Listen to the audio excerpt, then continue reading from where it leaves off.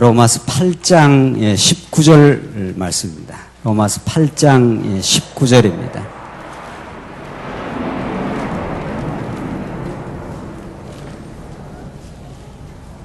차이신 줄 알고 봉독드리겠습니다. 로마서 8장 19절 말씀입니다. 피조물은 하나님의 아들들이 나타나기를 간절히 기다리고 있으니 피조물이 허무한 것에 굴복하게 된 것은 자기 뜻이 아니라 오직 굴복하게 하시는 분으로 말미암은 것이다. 그 바라는 것은 피조물 자신도 썩어짐의 종로로 타는 데서 해방되어 하나님의 자녀들이 영광스러운 자유에 이르는 것이다. 21절까지 봉독드렸습니다. 어제 에어쇼 하느라고 어제 오늘 계속해서 비행기 한 대만 날아다녀도 우리의 귀가 얼마나 소란스럽고 한지 모릅니다. 이 우주가 엄청난 지구가 엄청난 속도로 지금 움직이고 있다는데 만약 그 소리가 들린다면 우리는 그 순간 고막이 터져버릴 겁니다.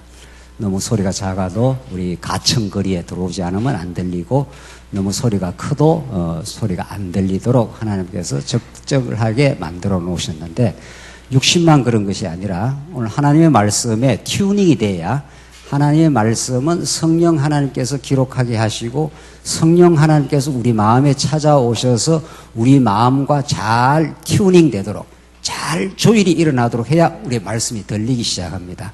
그러니까 여러분과 제가 지금 오늘 로마서에 계신 데는 또 혹은 성경 전체에서 들려오는 하늘의 음성, 하늘의 말씀은 성령께서 조율해서 우리 마음 가운데 깨닫게 하셔서 깨닫지 아무에게나 들리는 말씀이 아닙니다. 아무리 전한다고 해서 들려지는 것도 아니고 또 바르게 전하는 것도 성령께서 하시는 일이고 그것이 우리 귀에 영적 말씀으로 신령한 진리로 들리게 되는 것 그것 자체가 하나님의 놀라운 은혜입니다. 우리는 로마서 지금 말씀을 통해서 하나님께서 칭의의 복음이 무엇인지 우리는 지금 로마서 전체가 가리키는 언약에 근거한 칭의를 지금 공부하고 있는데 자 보십시다.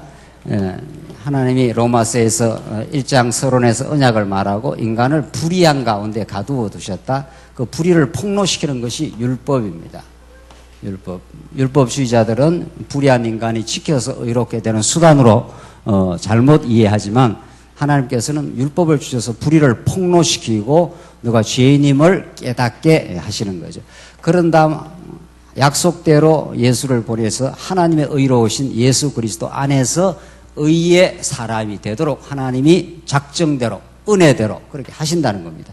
자, 그러면 결국은 하나님의 의의 사람이 되어서 신령한 예배를 드리도록 그렇게 되어 있는데 하나님이 처음부터 이렇게 만드시지 뭐 이렇게 복잡하게 언약을 주시고 또 언약의 말씀 뒤에 인간을 율법 가운데 가두고 불의한 가운데 가두었다가 이렇게 의로 인도하시느냐.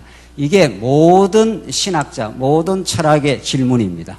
신이 있다면 왜 이런 고난 많은 죄악과 이 갈등의 틈바구니 속에 인간을 집어넣고 지금 섭리를 해 가시느냐 이겁니다.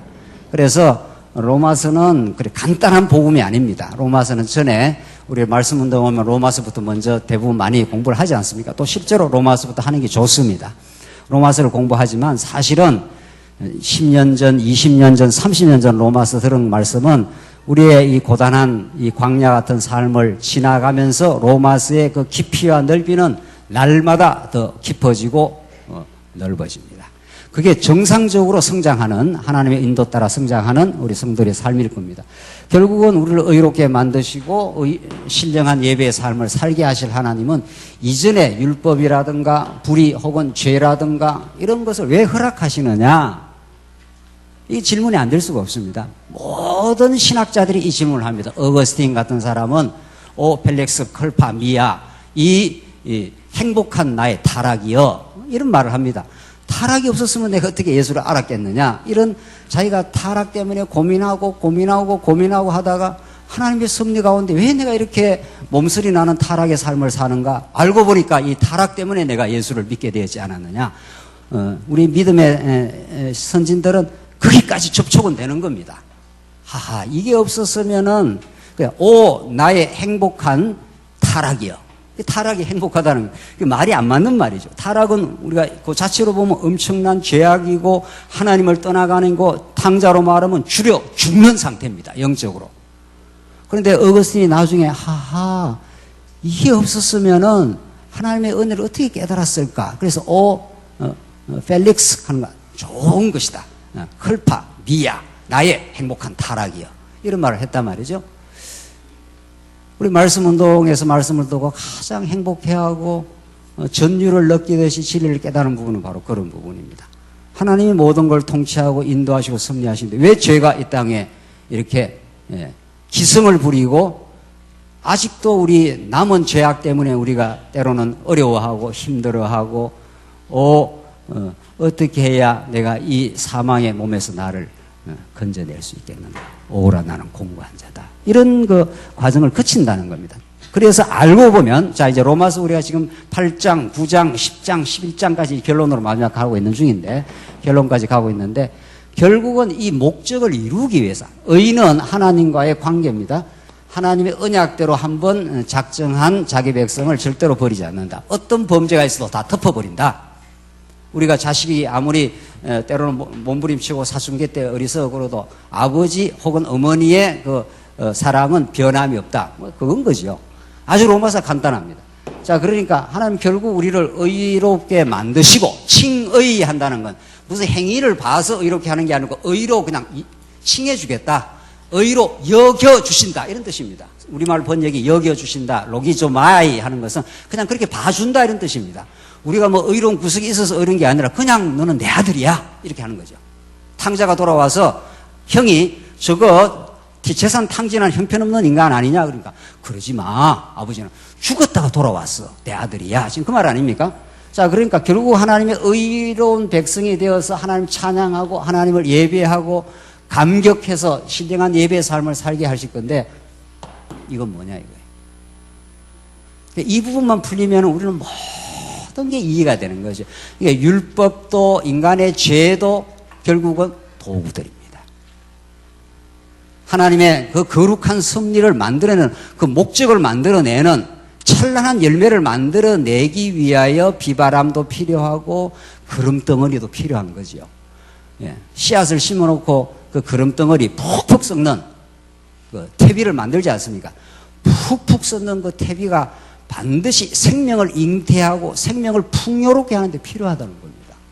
그러니까 우리가 율법이 없고 자기 죄가 폭로가 되지 않으면 그 의의 기쁨을 어떻게 누릴 수 있겠는가? 이렇게 해서 성경은 전부 통합이 되어서 결국 하나님 한 분 깨닫는데 그 여호와 되심을 깨닫는데 그 신실하심과 그 은혜를 깨닫는데 모든 것이 다 기여가 됩니다. 마지막 그 예배까지도 예배도 하나님 깨닫고 하나님 앞에 찬양하고 감격하고 예배하고 하나님을 기뻐하는 거니까. 그러니까 저 목적을 향하여 지금 모든 건 착착 지금 진행 중입니다. 한치의 오차 없이 그 하나님의 의를 노래 부르는 인생 되게 만들려고 지금 착착착착 지금 진행 중입니다. 그래서 우리의 죄악된 몸부림도 필요했고 율법으로 하나님이 이스라엘 백성입니다. 우선은 하나님 이스라엘 백성 애굽 아담 타락 이후 모든 자가 범죄했습니다. 그런데 자기가 범죄인지 모릅니다. 그러니까 하나님께서 시내산에서 400년 종살이하던 그들의 어두운 죄를 시내산 율법을 갖다 대서 그 죄가 전부 이렇게 드러나도록 만들어버린다는 거죠. 그래서 여러분과 저는 이 땅 살면서 자꾸 죄가 이렇게 폭로가 됩니다. 아, 그렇구나. 내 안에서는 하나님 앞에 인정받을 만한 아무것도 없구나. 그런데 하나님이 어떻게 나를 이렇게 자녀를 삼아주시나? 그게 알고 보니까 언약이고 알고 보니까 창세전 하나님의 계획이었구나. 이렇게 되는 거죠. 그래서 결국은 이쪽으로 갑니다. 이 과정이 꼭 필요합니다. 이 과정이. 그래서 로마서가 이 불의 혹은 죄에 대한 긴 목록을 설명하지 않습니까? 시기하고 무정하고 피 흘리는데 발이 빠르고 입에는 독사의 독이 있고 독사 독이 난 어떤지 잘 모르겠는데 독사가 날름날름 하면서 그 혀를 내면 그게 독사의 독이 묻어 나온다는 거예요. 인간의 혀가 그렇습니다. 하나님께서 말씀으로 의로운 가운데 의로 덧입혀 주지 않으면 인간의 입이라는 게 그렇다는 거예요. 열린 무덤이라 무덤을 열어보지 않아서 잘 모르겠는데 상상만 하는 거죠. 무덤 확 열어 제끼면 뭐가 나옵니까? 푹푹 썩은 그냥 시체 덩어리가 나오는 거예요. 그게 인간이야. 그게 타락한 인간이야. 근데 이 과정을 하나님이 어떻게 하신다는 겁니까? 여러분이 이야기 하셔야죠. 언약하시고 언약으로 그렇게 끌고 간다는 겁니다. 언약에 의해서 이게 지금 이루어져 가는 겁니다. 언약 성취가 우리 진리니까. 그렇잖아요? 언약대로 이루시는 여호와 하나님 진리인데 언약 다음에 딱 불의가 딱 이렇게 자리 잡혀서 이게 이렇게 드러난다는 겁니다. 자꾸. 그래서 하나님이 이걸 드러내시는 것은 의로우신 예수만 소망이다. 예수뿐이다. 예수만 나의 참된 신령한 가치입니다. 이걸 깨닫게 하기 위해서 이거를 이렇게 들어 자꾸 낸다는 겁니다. 자꾸 살면서. 그래서 결국은 사도 바울이 디모데전후서 쭉 가면은 마지막 어린 디모데한테 내가 죄인 중에 개수였다고. 그래서 나를 부르신 분이 하나님의 은혜로 창세전에 나를 불렀다고. 디모데야, 너도 자고하지 마. 너 원래 이방인이잖아. 헬라인이잖아. 하나님의 은혜의 복음이 약속대로 소아시아 반도로 헬라 반도로 그렇게 하나님께서 발걸음을 인도하지 않았으면 너는 죽은 인생이었어. 영적으로. 자고할 거 하나도 없어. 하나님의 은혜인 줄 알고 진리 안에 고난을 받아. 그게 기쁨이야. 이렇게 디모데전에서 이야기해 준다는 겁니다. 자, 그래서 로마서 이제 우리 결론으로 점점 가고 있는데 이제 12장부터는 이제 복음에 근거한 예배의 삶을 하나님 인도하시는 건데 오늘 8장 내용을 우리가 잘 깊이 있게 우리 상고하도록 그렇게 하시죠. 오늘 본문은 의의 결과인데 의 가운데 의의 시련이 있고 의의 성질이 있었고 우리가 오늘 공부하는 의의 결과입니다. 다른 말로 말하면 의의 열매입니다. 하나님께서 우리를 의를 덧입혀 주면 그런 성질로 아름다운 성질로 우리를 덧입혀 주면 어떤 열매가 우리에게 맺히느냐. 첫째, 둘째, 셋째, 넷째, 다섯째. 이렇게 로마서는 아주 구조적입니다. 첫째가 뭐였습니까? 정죄함이 없다.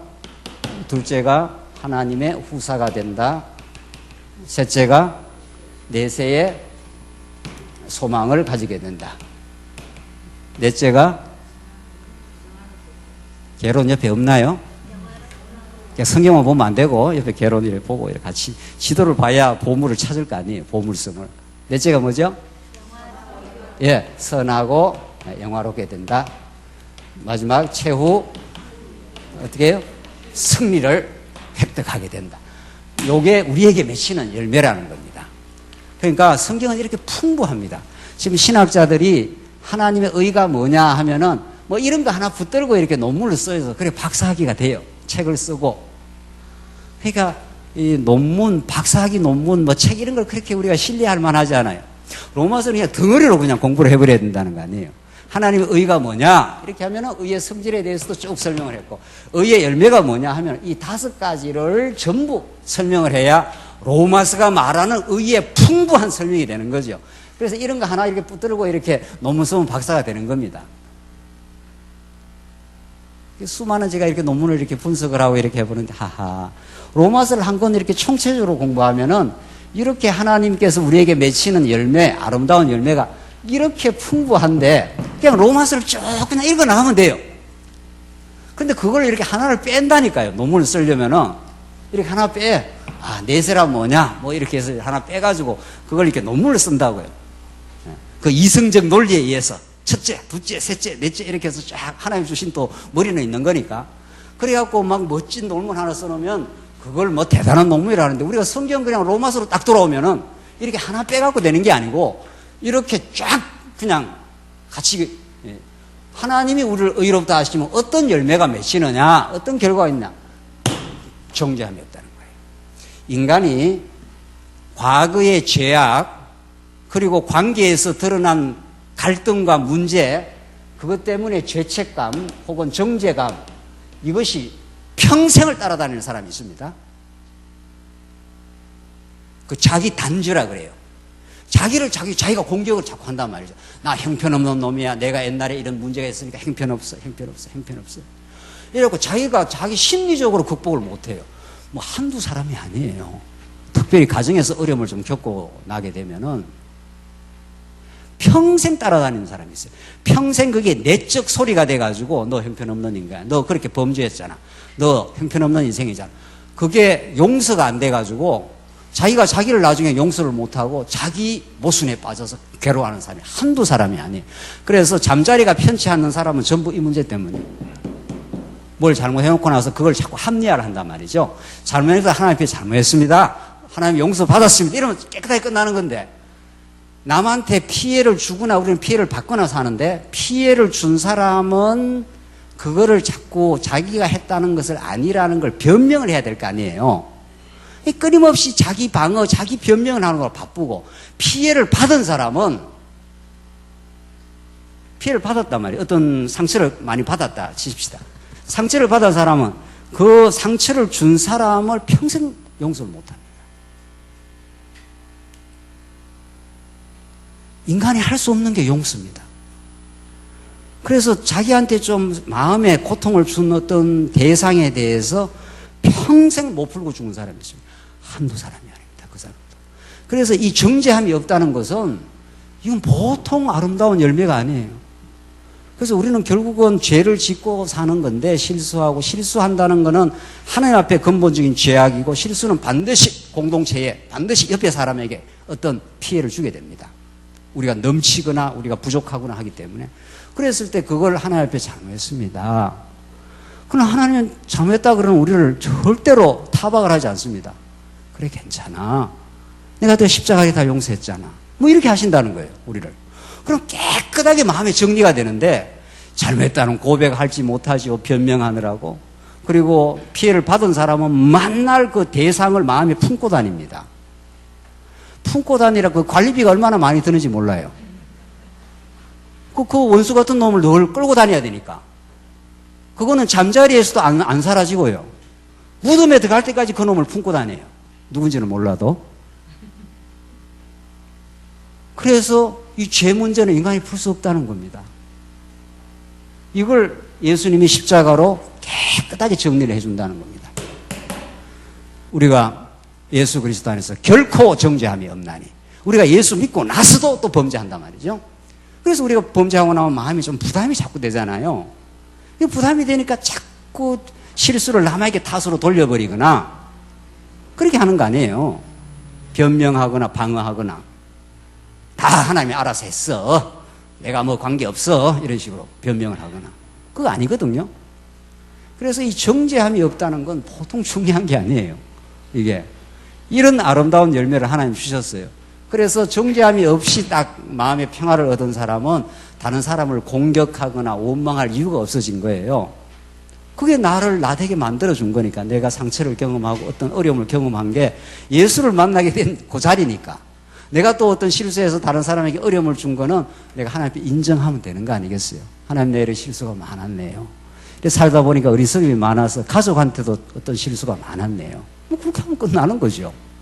그럼 하나님께서 너 원래 죄인 아니었어, 그러나 그 죄 때문에 너가, 그 불의 때문에 너가 나를 만나게 됐잖아, 의를 덧입었잖아. 그렇게 깨끗하게 정리가 돼요. 그래서 교회는 그런 곳이에요. 가정이라는 것도 그런 곳이에요. 언제나 실수하고 우리는 언제나 죄가 분출합니다, 하나님 붙들지 않으면.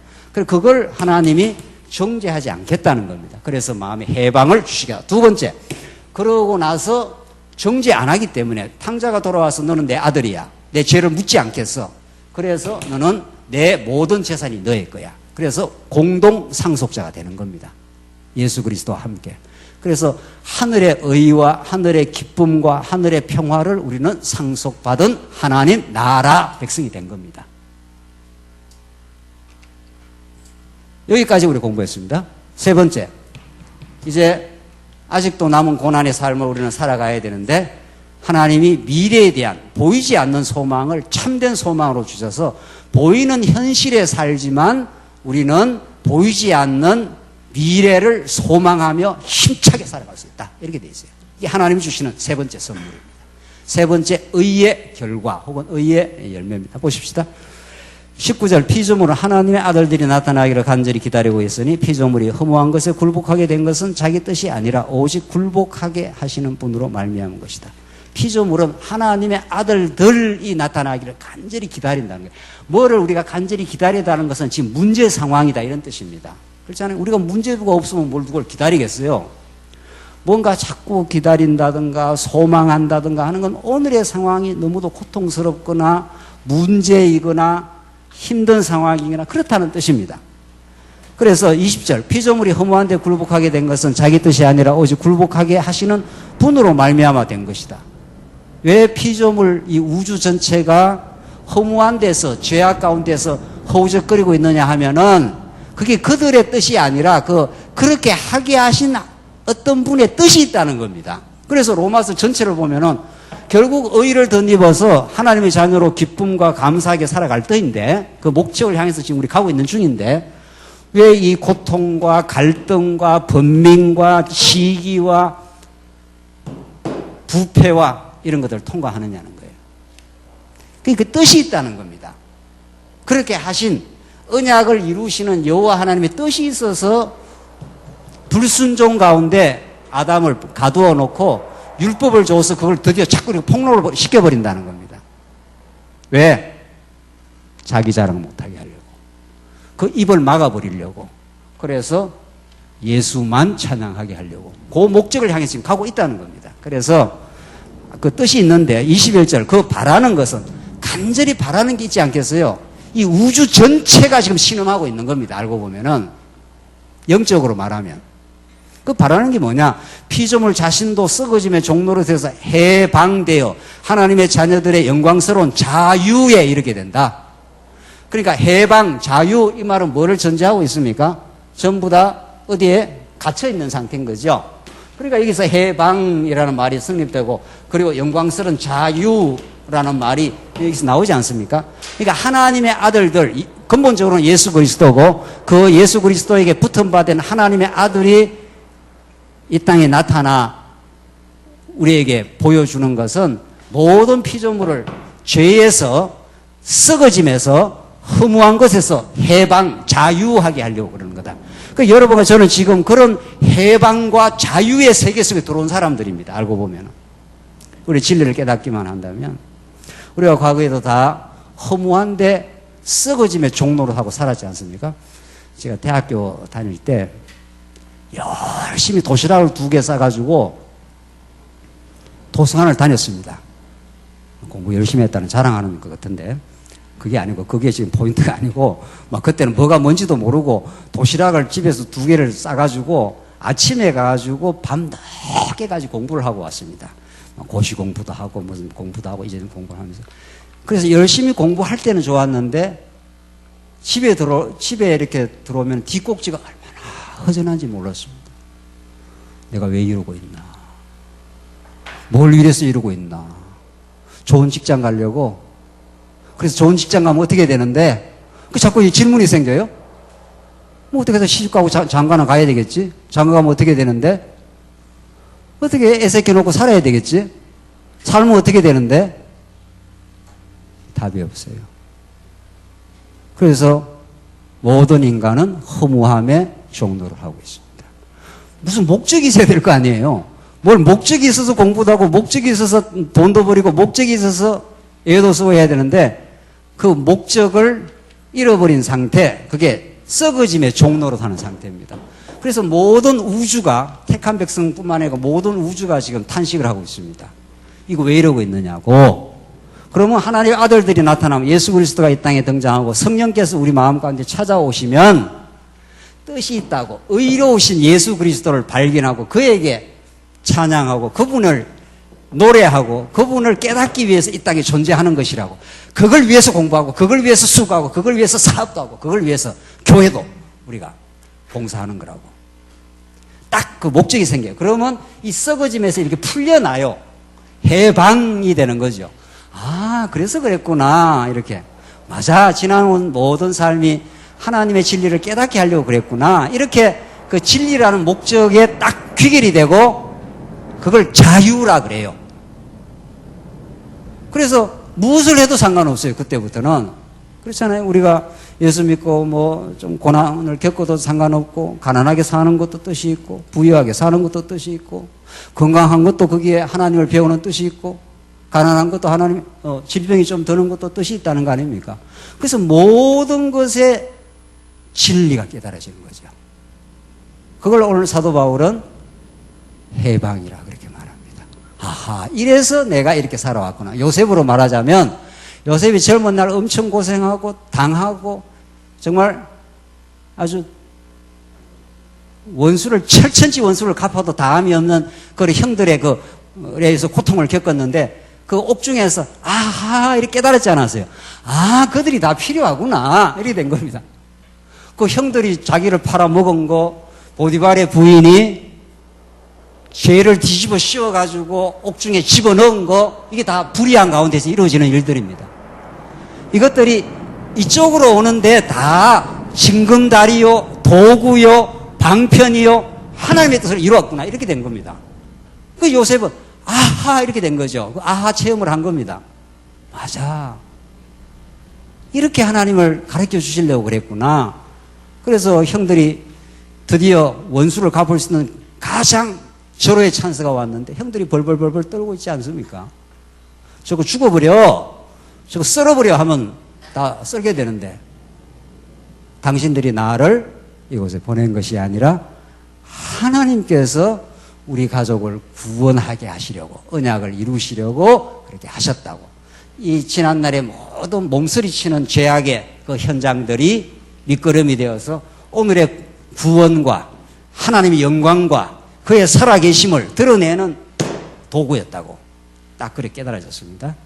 오늘 본문이 그 말씀이에요. 우리는 이런 진리를 깨닫고 있습니다.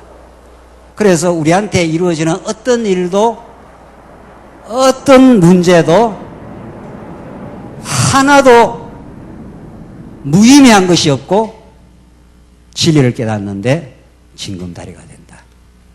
결국 그 목적을 향해서 지금 착착 진행되고 있다.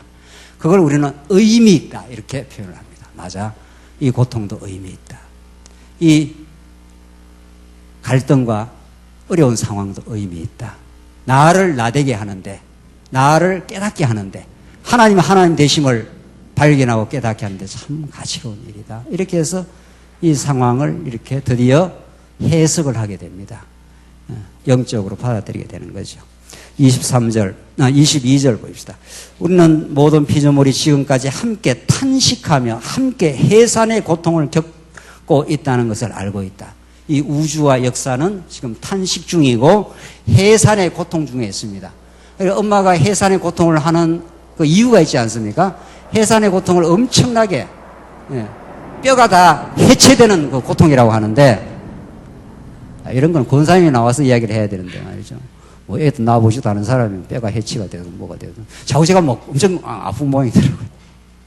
그러니까 이 하나님이 우리 여자의 몸에, 여자는 구약에서 교회를 상징합니다. 남자는 그리스도를 상징하고, 여자의 몸에 해산의 고통을 준 것도 놀라운 일반 계시입니다. 그 해산의 고통을 거쳐야 그 옥동자 같은 생명이 탄생을 하지 않습니까? 그 아픔을 여자는 조금 지나면 잃어버린답니다. 아니, 내 맞는지 잘 모르겠어요. 이제 맞는지. 그리고 또 아이를 낳을 생각을 한다는 거예요. 왜? 너무 좋으니까, 아이가. 그 생명이.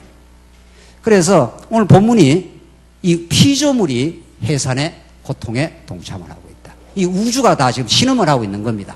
해산의 고통을 지금 하고 있는 겁니다. 누구 오기를? 예, 예수 오기를. 그래서 그 예수님을 만나게 되면 지난날의 그 해산의 고통 같은 모든 아픔들이 예수 안에서 생명을 발견하는, 진리를 발견하는, 하나님을 알게 되는 그 엄청난 영생의 옥동자처럼 그걸 발견하게 돼 있다. 그래서 이 과정이 인생이고 역사고 모든 우리의 언약 성취의 섭니다. 이렇게 성경은 가르칩니다. 그래서 여러분과 저는 한순간도 이 하나님의 작정된 코스를 피할 수가 없습니다. 피한다고 피해지지도 않습니다. 그래서 지금 온 우주가 지금 오늘 본문의 말씀처럼 탄식하고 함께 해산의 고통을 겪으면서 하나님이 뜻하시고 계획하신 의의 열매를, 하나님의 그 놀라우신 은혜의 영광을 깨닫는 그 목적을 향해서 한치 오차 없이 착착 지금 진행되고 있습니다. 23절 이뿐 아니라 또한 성령의 처음 익은 열매를 가진 우리 자신도 속으로 뭐라고 했습니까? 탄식은 고난 속에서 이루어지는 그 심리적 상태입니다. 이렇게 탄식을 한다는 겁니다. 이거 어떻게 해야 되나? 왜 이런 어려움이 지금 우리에게 닥치나? 이게 우리 삶 속에 늘 있지 않습니까? 탄식하면서 양자될 우리 몸의 구속을 기다리고 있다. 우리 몸의 구속, 영원한 새로운 부활의 몸을 입고 예수님과 함께 새하늘과 새 땅에서 반드시 있게 될 그날을 기다리고 있다. 그러니까 우리가 그런 해산의 고통 중에 새로운 옥동자의 탄생을 기다리면서 그걸 견뎌내고 있다, 이런 거죠. 네. 그래서 24절 우리는 이 소망 가운데서 구원을 받았다. 그러나 보이는 소망은 소망이 아니니 보는 것을 누가 바라겠느냐. 만일 우리가 보지 못하는 것을 바란다면 인내하며 기다려야 한다. 소망은 하나님이 우리에게 주신 진짜 소망, 새하늘과 새 땅의 소망, 천국의 그 기쁨, 이런 것들은 우리 가시적인 눈에 보이지 않습니다. 그렇기 때문에 가시적인 현상 속에서 우리가 때로는 힘들어하기도 하고 탄식하고 해산의 고통과 같은 그 고통을 우리가 겪지만 반드시 하나님께서 예수 안에 하나님이 베풀어 주신 그 의의 영광이 얼마나 큰가, 그 신랑 만나는 기쁨이 앞으로 얼마나 큰가, 고난을 많이 거칠수록 신랑 만나는 기쁨을 크게 하시려고 눈물도 겪게 하고 원치 않는 고난도 겪게 하는 겁니다. 이래서 이분을 만날 때 기쁨을 이렇게 배가를 시키려고, 늘 제가 예를 들어드리지만 그 애인이 저기 동네 그 방위가 돼가지고 동네에서 이렇게 쉽게 군대 생활하면 연애 갈 맛이 안 난다는 거 아닙니까? 그렇죠? 근데 저 인제 가면 언제 오나 하는 인제 원통 가갖고 고생 바가지로 해야, 바가지로 하고 있어야 그 애인을 만나러 가는 그 기쁨, 또 애인이 찾아온다는 그 소식을 듣고 기다리는 기쁨, 이게 얼마나 큰지 모릅니다. 이 땅 똑같습니다. 예수 만나는 기쁨이 얼마나 큰지 그걸 깨닫게 하고 하나님의 용서가 얼마나 큰지를 깨닫게 하기 위해서는 우리가 지긋지긋한 죄악의 수렁에서 몸부림치는 세월이 있고 그분을 간절히 기다리지만 않으면 안 되는 세월이 있는 것처럼 사사기의 그 혼란과 부패는 진짜 그 나라를 아름답게 통치해 줄 다윗 왕을 간절하게 소망하게 하는 하나님의 계시 장치입니다. 하나님이 그 땅을 정복하게 하고 바로 다윗 왕을 주는 것이 아니라 300~400년의 그 긴 세월의 사사시대 때 잠시 구원의 역사를 만들어내지만 또 범죄하고 결국은 왕이 없으므로 자기 속인에 옳은 대로 행했다더라. 그렇게 사사기가 마치면서 그 암울했던 얻었던 역사는 하나님이 약속하신 다윗 왕을 간절하게 기다리게 만드는 하나님의 놀라운 역사였던 것처럼 여러분과 제가 겪는 모든 일들은 오늘 본문 말씀대로 우리가 보지 못하는 것을 바란다면 인내하며 기다려야 된다. 예수 그리스도의 그 큰 은혜와 그 깨달음, 그걸 향해서 지금 한 걸음 한 걸음 하나님께서 계획 가운데 인도해 가신다, 이런 뜻입니다. 26절 보십시다. 26절로 그 다음에는 26절로부터 30절까지는 세 번째 선하고 영화롭게 됩니다. 내세 소망을 가지게 한 다음 하나님께서는 결국 하나님의 뜻인 선으로 우리를 이끌어 가시고 마침내 영화롭게 만들어 주시기 때문에 참고 견딜만 하다, 이런 뜻입니다. 26절 이와 같이 성령께서도 우리의 연약함을 도우시나니 우리는 마땅히 기도해야 될 것을 알지 못하나 오직 성령께서는 친히 말로 표현할 수 없는 탄식으로 우리를 위하여 간구하신다. 이런 본문도 얼마나 상식적으로 많이 오해가 된지 모릅니다. 그러니까 우리가 연약해서 기도를 잘 못하니까 성령께서 우리 찾아와서 기도하게 해준다, 뭐 이런 식의 그 상식적 해석이 있지 않습니까? 그런 거라면은 이 본문을 왜 이렇게 기록해놨겠어요? 그런 뜻이 아닙니다. 뭐 기도 잘 못하는 사람 기도하게 하려고 기도를 못한다 잘한다는 말도 있는 것도 아니지만은 그렇게 하려고 성령 오신 게 아니라 우리가 연약해서 이때 연약, 성경에서 연약이라는 전부 영적인 말이니까 진리를 깨닫지 못한다, 이런 뜻입니다. 하나님께서 우리를 육신 가운데 내어버려 두시면은 그 이미 로마서 8장 앞에서 육신의 생각은 사망이나 성령의 생각은 생명과 평안이라 이렇게 앞에서 이미 말한 대로 육신에 갇혀 있는 우리는 결코 하늘의 뜻을 알지를 못합니다. 그러니까 하늘에서 약속대로 보내주신 성령이 오셔야 우리가 진리를 깨닫게 됩니다. 이건 구약적 상황으로 말하자면은 이스라엘 백성들이 그냥 놔두면 진리 절대로 못 깨닫습니다. 하나님께서 아브라함에게 약속해서 나라를 이루어 가는데 아브라함에게 자손, 땅, 통치로 지금 이루어가지 않습니까? 그래서 다윗 왕까지 보내줘갖고 나라를 이루어 줬는데도 세월이 조금만 지나가면은 하나님의 은혜가 개입하지 않으면 인간은 자동적으로 이렇게 진리 못 깨닫는 흑암 속으로 들어갑니다. 그래서 아하스 왕이 계속 이렇게 범죄한 수렁으로 들어갈 때 마침내 바벨론에서 70년 포로 직전 상황입니다. 직전 상황인데 이스라엘 백성들의 대표자인 왕은 진리하고는 아무 상관없습니다. 북이스라엘과 아람이 쳐들어오면 아하스 왕이 어디로 가야 됩니까? 당연히 이 나라를 세워주고 아브라함에게 의해서 자손도 하나님이 기적적으로 번창케 하고 땅도 도저히 정복할 수 없는 땅도 하나님께서 정복하게 하고 사울왕으로는 안 되는 골리앗 앞에 다 패배했던 이스라엘 백성들에게 유다 지파에서 다윗 왕이 와서 나라까지 건설을 해줬으면은 나라에 위기가 왔을 때 당연히 하나님 앞에 엎어져야 되잖아요. 안 그럽니다. 이게 인간입니다. 이게 하나님의 은혜가 그때그때마다 붙들어주지 않으면 우리는 아무리 30년 아니라 100년을 말씀을 들어도 지금 하나님께서 깨닫게 하지 않으면 죄로운 겁니다. 그래서 우리가 진리를 깨달으면 깨달을수록 더 하나님께 의지할 수밖에 없습니다. 그러니까 그렇게 절대적으로 의지하게 만들려고 하나님은 우리를 이 땅에 섭리를 하고 있는 겁니다. 왜? 그분이 무한되고 우리는 제로이기 때문에 그렇습니다. 우리 안에서 어떤 것도 사유화할 수 없습니다. 내가 내 믿음이 좋아 이렇게 할 수가 없다는 겁니다. 하나님 붙들어 줘야 좋게 되는 거니까. 그래서 아하스 왕이 나라를 이렇게 없는 데서 아브라함 이게 혈혈당신 아닙니까 이게? 세상에 혈혈당신을 끌어내갖고 그 광대한 나라를 만들어 줬으면 이게 하나님이 만들어내니까 하나님이 지키시겠지요. 이렇게 아하스 왕이 아이고 하나님 지금 북이스라엘과 아람이 저 큰 나라가 쳐들어왔으니까 어떻게 해야 될까요? 적어도 그렇게 기도라도 해야 될 거 아닙니까? 그러면 하나님 뭐라 그러시겠어요? 괜찮다. 그들이 암만 쳐들어와도 이 나라를 아주 망하게 못해. 이렇게 답이 떨어질 거예요. 아하스 왕 그렇게 안 했습니다. 아하스 왕 그렇게 안 했습니다. 어떻게 했습니까?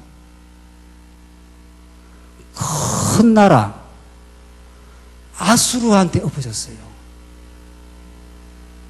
우리를 도와달라고, 우리를 지켜달라고, 우리를 돌봐달라고. 하나님이 그 인간들의 행위대로 말하면 그걸 그냥 놔둬서 되겠어요? 싹 쓸어버려야 되지 않겠어요? 도대체 내가 너를 핏덩이 같은 너를 지금 이렇게 길러가지고 에스겔의 말씀입니다. 에스겔 16장 에스겔 뒷부분에 표현을 그렇게 합니다.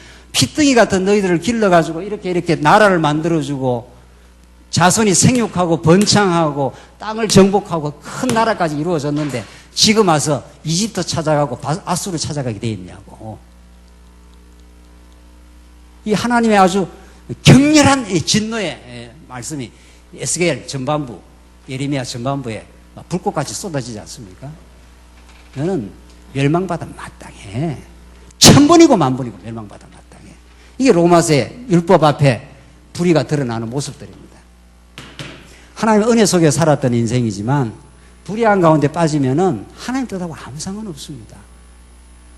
자아 확장밖에 없습니다. 그 병든 자아 확장밖에 없습니다. 내가 그래도 나야. 인간은 그거밖에 없습니다. 그런 아하스 왕을 하나님께서 나중에 다 덮어주시고 깨닫게 하려니까 70년 포로가 필요하지 않습니까? 그래서 70년 포로 데려가가지고 그들을 많이 깨닫게 하는 시간을 갖습니다. 포로는 아무것도 못하는 겁니다. 여러분과 제 삶 속에 이것도 못하고 저것도 못하고 아무것도 못할 그때가 가장 하나님을 만날 때입니다. 우리가 잘 나가고 사업 잘 되고 쭉쭉 뻗어가면 하나님 그렇게 안 만납니다. 우리. 그러니까 하나님께서 70년 동안 꼼짝 달싹 못하면서 여기서 다니엘이 창문을 열고 저 하나님 여호와를 향해서 기도하게 되도록. 그래서 우리에게 시련이 좋은 겁니다.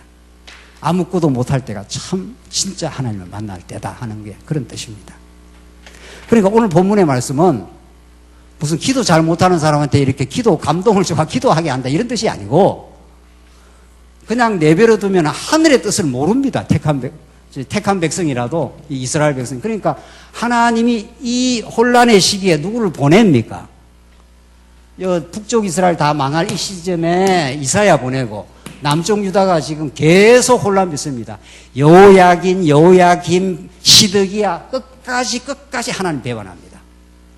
그렇게 선지자를 보내도 안 돌아옵니다. 그러니까 하나님께서 예레미야, 에스겔, 다니엘 이게 전부 다 하늘의 뜻을 그 무지몽매한 이스라엘 백성들에게 깨닫게 하려고 하늘의 선지자를 보낸 겁니다. 이게 예수 그리스도의 예표입니다. 이게 성령께서 우리 안에 찾아오셔서 우리에게 연약한 우리에게 진리를 깨닫게 한다 이런 뜻입니다. 그래야 오늘 우리의 삶 속에 배어있는 하나님의 뜻을 깨닫고 이 허무한 데서 해방을 얻어 맞아. 하나님께서 이렇게 하시려고 그러지. 더 깨닫게 하시려고 하나님의 영광을 가르쳐 주시려고 그러지. 나의 연약함과 어리석음을 하나님께서 덜추어 내시고 있지. 그래서 하나님 은혜밖에 없지. 그렇게 자꾸 깨닫게 하려고 지금 하신다는 겁니다. 그게 성령께서 연약한 우리를 도우신다 이런 뜻입니다. 이렇게 하나님이 보내시는 선지자가 아니면 이스라엘 백성들을 갈 길을 알지 못합니다. 왜 우리가 겪어야 하는지, 왜 바벨론 포로로 가는지 아무도 모릅니다. 그러니까 그 이전에 예레미야를 보내가지고 너희들 가. 이스라엘 백성들 안 가려고 그랬단 말이죠. 그러니까 예레미야 말씀 보면 너희들 거기 가서 집 짓고 농사하고 거기서 70년 동안 살다가 돌아와. 그 이스라엘 백성들 안 가려고 그러잖아요. 그래서 애굽으로 도망치잖아요. 애굽으로 도망가지 마. 애굽으로 가면 죽어. 간 사람들은 다 죽고 하나님 뜻대로 가서 포로 생활한 사람들이 살아 돌아옵니다. 이게 징계를 경험한다 이 말 아닙니까? 그 징계 경험하면서 잘 깨닫게 된 거죠. 하나님 맞습니다. 우리가 하나님 인정 안 했습니다. 너무도 오만했습니다. 우리가 하나님보다도 세력을 이 세상의 힘들을 얼마나 의지하고 살았는지 모릅니다. 이게 전부 70년 포로에서 깨닫고 돌아오는 겁니다. 그러니까 여기서 깨달았기 때문에 70년이 딱 차고 바사왕 고레스가 예레미야 하신 입을 응하게 하시려고 바사왕 마음을 감동하여 이스라엘 백성 돌아가라 이렇게 했을 때 이 사람들 깨달았기 때문에 돌아오자마자 성전 짓습니다. 그러니까 이 시간이 얼마나 좋은 시간이면 이때는 70년 포로 이전에는 성전에다가 아세라 목상 다 놔두고 성전에다가 아세라 목상 바알 신상을 다 섬겼지 않습니까? 예배당이 온다고 하나님 섬기는 거 아닙니다. 절대로 아니에요. 지금 예배당에 앉아서도 계속 딴 생각하고 딴 하나님의 영광보다는 자기 생각하면 그게 성전에다가 아세라 목상 바알 신상을 섬기는 거란 말이죠. 예배당 앉아있다고 이렇게 하나님 섬기는 게 아니에요. 물론 예배당 오는 건 너무 중요해요. 또 예배당 온다고 다 하는 게 아니니까 예배당 안 올란다 이런 말이 아니고. 그래서 하나님은 우리의 내면을 살피시고 우리 내면을 바꾸십니다. 그렇게 하려고 성령을 보내줘서 우리 마음 가운데 신비에 새겨서 진리가 깨달아지도록. 그러니까 아무리 내가 깨달으려고 해도 성령께서 튜닝을 해줘야 돼요. 그 튜닝이라는 게 저쪽과 이쪽이 잘 이렇게 어울려야 좋은 소리가 난다는 거 아니에요. 우리 마음은 죄악으로 가득 찼기 때문에 성령께서 우리 죄악된 마음을 잠재우고 말씀이 깨달을 수 있도록 성령이 튜닝을 하지 않으면 안 깨달아집니다. 지금도 암만 전달해도 안 깨달아지는 사람이 있어요. 그게 성령께서 하시는 일이기 때문에 어쩔 수가 없는 거예요. 그래서 지금 성령께서 우리 연약한 우리를 도우셔서 진리 안으로 인도한다는 것은 구약적으로 말하면 이스라엘 백성들이 이렇게 놔두면 헛짓을 한다 이 말입니다. 놔두면 전부 격길을 가기 때문에 선지자를 보내서 그들로 하여금 하나님이 이런 분이야 이렇게 깨닫게 하면 그걸 나중에 깨닫고 나중에 깨닫습니다. 그래서 돌아와서 하나님 여호와 맞습니다. 당신이 지으라는 성전에 와서 우리의 지난날 모든 죄를 우리가 회개하고 인정하고 당신의 은혜대로 우리가 다시 돌아왔습니다. 당신은 여호와십니다. 그 말 아닙니까? 그래서 지금 오늘 본문의 말씀 아주 중요한 말씀입니다. 어제 성령께서 친히 말로 표현할 수 없는 탄식으로 우리를 위하여 간구하신다. 이걸 가지고 심리적으로 표현을 해가지고 막 성령께서 막 우리의 감동을 하고 탄식을 한다 이런 표현을 하는데 그게 아니고 그런 뜻이 아니고 우리는 도저히 깨달을 수 없었던 우리의 무지몽매했던 우리에게 진리를 열어주시고 자유의 세계로 우리를 진리를 깨닫는 세계로 성령이 인도하신다. 그래서 성령의 역사가 아니면 진리가 안 깨달아지는 거죠. 27절 마음을 살피시는 분께서 성령의 생각이 무엇인지를 아시니 이는 성령께서는 하나님의 뜻대로 성도를 위하여 간구하시기 때문이다. 그러니까 성령이 찾아와야 하나님의 뜻대로 성도를 위해서 간구하게 된다는 거죠. 그래서 여러분과 우리 대표 기도일에 하지 않습니까? 나오셔가지고 우리 하나님께서 우리를 이렇게 깨닫게 해주시고 우리 교회가 더 하나님 앞에 부복하게 해주시고 말씀이 더 풍성하게 깨닫게 해주시옵소서. 이렇게 하는 간절한 그 기도는 성령께서 함께 하셔서 그렇게 자꾸 우리를 진리의 세계로 인도를 하신다는 겁니다. 그래서 28절 보시면 28절 하나님을 사랑하는 자 곧 그분의 뜻대로 부르심을 받은 자에게는 모든 것이 합력하여 선을 이룬다는 것을 우리는 안다. 이게 아주 정말 우리가 많이 즐겨 사용하는 귀절 중에 하나 아닙니까? 하나님을 사랑하는 자 곧 그분의 뜻대로 부르심을 받은 자에게는 모든 것이 합력하여 선을 이룬다. 이것처럼 놀라운 진리는 없습니다. 언약의 말씀 근본적으로는 하나님께서 우리를 불의한 가운데 가두셔서 우리가 하나님 앞에서 아무런 행위로는 인정받을 거 없는 죄인이라는 사실, 율법을 줘서 그 불의를 이렇게 드러낸다는 사실, 이게 다 모든 것입니다. 이게 하나님의 의를 그리고 궁극적으로 하나님의 선을 이루시는 하나님의 과정이었다. 그래서 우리 예수 믿는 사람들에게는 어떤 것도 불필요한 것이 없고 어떤 것도 긍정적이지 않는 것이 없는 대긍정의 삶으로 하나님 우리를 인도하십니다. 이걸 우리가 믿어지는 걸 언약 백성이라고 합니다. 이게 안 믿어지는 상태는 불택자이거나 지금 너무 괴로워서 지금을 받아내기가 어려워서 그럴 수는 있는 거죠. 그러나 반드시 시간이 조금 지나가면 하나님 택한 백성에게는 이 말이 이렇게 다가옵니다. 맞습니다. 요셉이 고백했던 것처럼 다윗이 그 찬란한 고백을 했던 것처럼 여호와는 나의 목자시니 내게 부족함이 없으리로다. 그가 나를 푸른 초장으로 인도하시고 쉴만한 물가로 인도하시는 도다. 다윗이 푸른 초장으로 쉴만한 물가로 인도된 게 아닙니다. 그게 믿음의 고백입니다. 사울이 세 번이나 집요하게 죽이려고 해서 유대 광야를 이리 피하고 저리 피하고 다닌 사람입니다. 다윗이. 그럼 시편 23편의 고백은 뭐냐는 거예요. 그걸 믿음으로 말미암는 찬란한 고백이라고 합니다. 아무리 다윗이 사울에 의해서 쫓김을 당하고 이리저리 피신다면서 고달픈 삶을 살았지만 그 고달픈 모든 고난과 고통들이 하나님 여호와 한 분을 깨닫게 하는 이렇게 장치였다는 것을 하나님의 계획된 섭리였다는 걸 다윗이 이렇게 깨닫게 된 겁니다. 여호와는 나의 목자시니 내게 부족함이 없다. 그 충만한 고백이 나오는 거죠. 그래서 결국은 여러분과 저는 그 고백을 만드는 자리로 갑니다. 내가 사망의 음침한 골짜기로 다닐지라도 해를 두려워하지 않는 것은 주께서 나와 함께 하십니다. 하나님 우리를 떠난 적도 없습니다. 내가 원수 앞에 내 잔이 철철 넘치나이다. 원수, 대적들이 우리가 죄악 가운데 여러 가지 우호적이지 않는 상황 가운데 있는데 내 잔이 철철 넘쳐서 하나님의 은혜가 더욱 넘쳤습니다. 그 고백 앞으로 여러분과 저를 지금 인도에 가심. 그게 하나님을 사랑하는 자 곧 그분의 뜻대로 부르심을 받은 자에게는 모든 것이 합력하여 선을 이룬다. 그래서 우리는 미래가 참으로 소망적입니다. 과거에 어떤 어려움을 겪었어도 지금 우리가 겪는 시련들도 하나님이 선을 이루시는 재료들입니다. 선을 만드시는 방편들이고 아름다운 하나님의 뜻을 이루어 가시는 귀한 섭리 속에 우리가 있기 때문에 우리가 그때그때마다 하나님을 의지하고 그때그때 하나님을 배우게 되고 이제 그 목적이 우리가 분명히 있음을 깨닫고 오늘 소화해낼 수가 있습니다. 이게 성령의 인도를 받는 하나님의 거룩한 백성의 길입니다. 기도하십시다. 자비하신 하나님 아버지 은혜를 감사합니다.